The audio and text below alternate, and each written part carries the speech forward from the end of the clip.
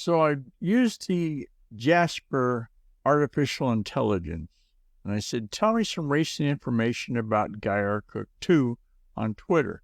The GuyRCook report is on Twitter, but the user name, the handle, is @GuyRCook2. So it talks about the profile overview, about my content that I put into Twitter, the podcast, of course, this episode included, engagement, the website, GuyRCook.com.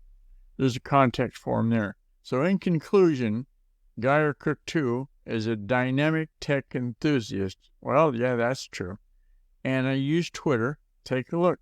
I've got them so you can get them. Hey, to contact me, use the secure contact form on GuyRCook.com. If you like this episode on YouTube, and give it a thumbs up on YouTube.com and click the bell to subscribe to future episodes. It's a wrap.